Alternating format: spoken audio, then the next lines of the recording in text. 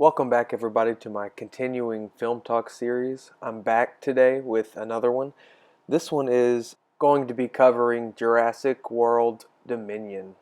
Have I been excited about this movie? Not really.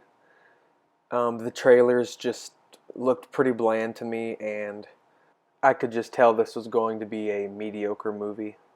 They've set this one up to be the last one of the franchise, but come on, there will be another one in like maybe 5 years, and it'll be like Jurassic World Resurgence, and everybody will be right back there in the theaters watching another Jurassic World movie. This is yet another film in the modern era that relies on pure nostalgia by bringing past cast members back into a movie that they were once famous for. And I just don't care for this concept, and it's always just shoehorned in to make profit. They know it'll get butts in seats, and it's really just always uninspired, and it's the same story here with Jurassic World Dominion. I love these three actors individually and outside of this movie. I love them in the previous Jurassic Park movies, but this just felt so uninspired, and it's a shame that they just kind of cashed in a paycheck here. The movie has not been doing good all the way around, so I knew what I was getting into with this movie. The dialogue is just pretty atrocious, the acting is stiff, the story is all over the place, but it also feels like there is just not anything worth your time in here. I know it's probably not the end, but if this is the end, what a dud to go out on. Everybody deserves better. The audience deserves better. The actors deserve better. Like, we need like maybe Spielberg to come back and give us finally a truly, truly good Jurassic Park movie. I don't want to dog on this movie just too hard, but on a positive note, I really kind of liked the cinematography of this movie. They used the settings and the colors of the settings pretty nicely, and if anything, this movie just, I think it looks pretty good on your TV. I rented this movie on Apple, so I was watching it on my big 70-inch TV, and it looked pretty good if you ask me. Now, I'm just saying it looks good as far as like a surface level, just to the eye kind of look. I'm not talking about any kind of blocking or camera choices here. Um, I'm just simply saying that I thought that some of the scenes looked kind of cool, and it was visually kind of pleasant, I guess. Chris Pratt remains one of the most uninteresting Hollywood actors, in my opinion.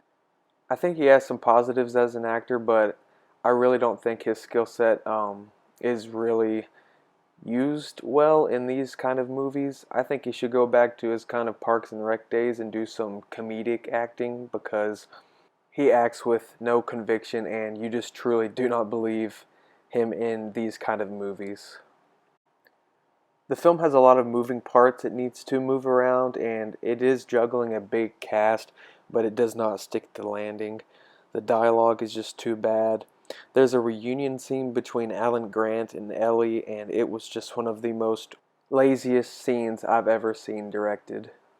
Reuniting these two characters back on the screen should be exciting, should be fun, should be passionate between the two characters. You should see a previous existing history between the two, and in this, they're just like, oh, hey, and you just genuinely need more urgency and thoughtfulness put into that kind of scene. They brought back the character of Maisie Lockwood from the previous film called Fallen Kingdom, and this was a bad move, but the actress does a good job. I don't want to dog on her because she does a good job with what she's given, but the character itself is just so dumb. She's a clone. It's honestly really stupid, and they have to carry over the sins of the previous movie into this one, and they've just kind of messed up this whole thing. Back to the poorly written and crappy dialogue. I feel like they were just really trying to cater to the younger crowd, which obviously is their audience, but to hear Laura Dern say he slid into my DMs was just too much for me. Also, randomly, the movie just kind of jumps into a Mission Impossible style movie instead of a Jurassic World movie. So, like, Colin Trevorrow, what kind of movie are you trying to make? What do you want to make? Because you're really confusing me.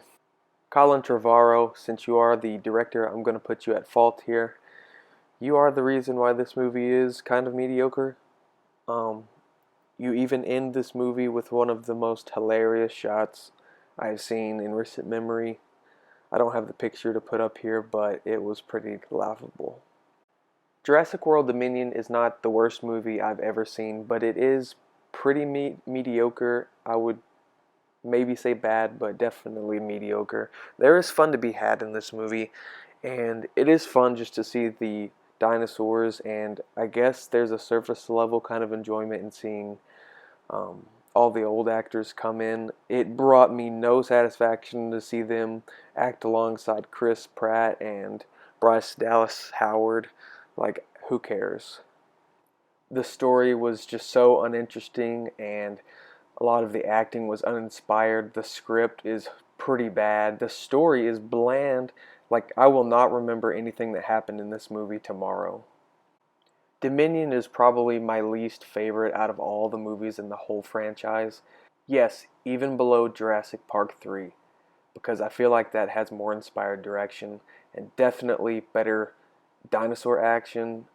This one I will not remember tomorrow. Will this be the last Jurassic World movie? I don't think so.